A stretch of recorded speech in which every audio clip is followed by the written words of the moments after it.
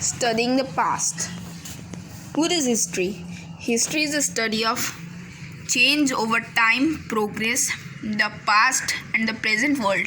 It can be defined as a systematic description of the past events based on the facts, not an imagination. Help us to learn about the great people, culture, art, architecture of earlier times. History motivates us to make present world a better place to live in. Prehistory refers to that period when the art of writing was unknown. Our information about prehistory depends on the remains of tools, bones, pottery, weapons that have been excavated. We learn about the age of artifacts through carbon dating. History refers to that period after the invention of writing. The written records, dates, name of the places and many be on bhoj patras, palm leaves, pillars are source of information. History is generally categorized into three periods, namely ancient, medieval and modern.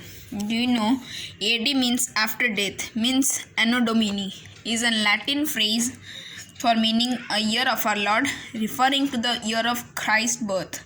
In most uses, BCE stands for before common era, CE stands for common era and BCE used in the place of CE and used in the place of AD. The word common era is before the instances refers to the Gregorian calendar. For example, 2015 can be written as CE 2015. Let us see how historical studies, source material available, evidences, draws. Conclusion of the source material can be two categories: archaeological source material and literary sources. Archaeological source material. Some material of the past are deep under the earth. They are either discovered by archaeologists or archaeologists dig certain places or find inscriptions, coins, pots or buildings. The study of this remains called archaeological about religious, social, cultural the time. For example, building exhibited of Mohenjo-daro provide useful information about Indus Valley civilization. The archaeological source material are many inscriptions, monuments, sculptures, paintings, articles and use of skeleton. Inscription are the writings which engraved on pillars, clay tablets, the temples, caves.